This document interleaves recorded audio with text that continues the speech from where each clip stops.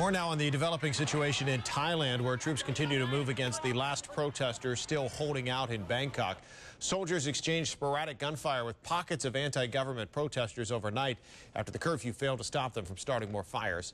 The protest leaders surrendered yesterday, but this morning the army is removing about 5,000 protesters still holding out in a temple.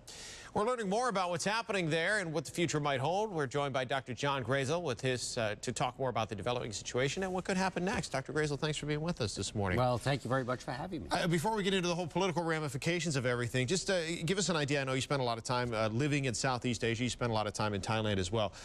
Can you talk a little bit about where this is happening, to put it into perspective for people that might not understand? This is in a very kind of a high-class, high-end urban part of Bangkok, right? Well, yeah, it's happening in the central part of Bangkok, and that's sort of the forum for where it's happening.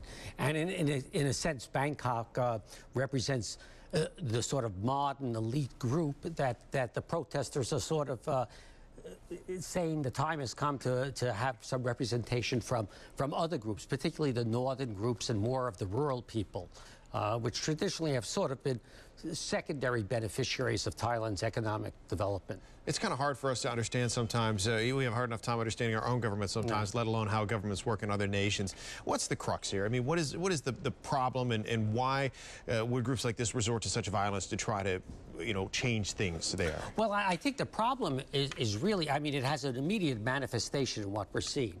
But the problem is really one of a perpetual dysfunctional system that exists in Thailand. They've gone through about 17 constitutions, a corresponding number of political coups.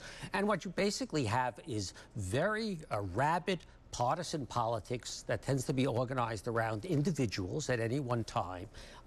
And it's sort of a seesaw between a group that gets in power, and they get in power through elections, which we often confuse with democracy. And then another group takes them out of power through a military coup. In Thailand's case, you've always in the past had the king step in a very unique role and sort of rebalance things for the moment. Be a mediator of sorts. Sort of a timeout. I would call it the adult who calls timeout. But at the moment, that's not appearing, and there are questions why that's not appearing. But really, it's just going to keep perpetuating itself on a cycle until Thailand, and I think it's beyond Thailand, a lot of the rest of the world matures beyond just partisan politics and somehow begins to reestablish systems where there's a presence of principled moral leadership that begins saying, we've got to start figuring out how we work together rather than have a win-lose situation. How does this particular incident that's going on, this situation, how does this play out? The leaders of this red shirt movement, which may be symbolic in the shirts themselves, but the leaders of this have surrendered.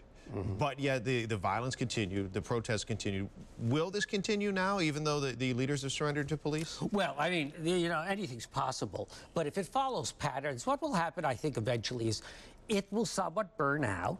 Then there will be a compromise. Then at some point you'll get another democratic election. Unfortunately, then you may well get another military coup.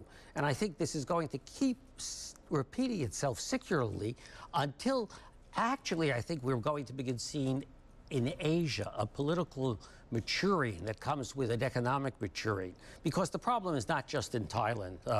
In China and in other countries, the past political system that really was based on elite groups holding power is no longer acceptable. But the Western political system, which is let's have political parties and fight it out, that doesn't come up with a solution. That just presents a rather attractive alternative, which is let's have win-lose and perpetual battles every couple of years. It seems like if something like that would have happened here and we had the rioting and the burning of giant malls and political buildings and police stations and media outlets, TV stations, it would take a very long time to recover from that, from just the emotional, the psychological scarring that goes along with it. Can Thailand recover from this? Well, I think they can recover temporarily from it, and that's because Thai culture it has a very strong emphasis on coming back to balance and sort of harmonizing on a daily life basis. So it will recover, and the tourists will be back, and everything will go well for a while, but it will erupt again until the fundamentals are changed. And as I said, I think the fundamentals are not only in Thailand, the fundamentals are in Asia, and actually probably around the entire world, which is how do we back out from these very rabid partisan political systems and work into other ways of working together that we can express our differences but actually negotiate them back for mutual benefit. Well, we'll leave it there for now. Interesting stuff, though. Dr. Grayzel, thanks for joining us this morning.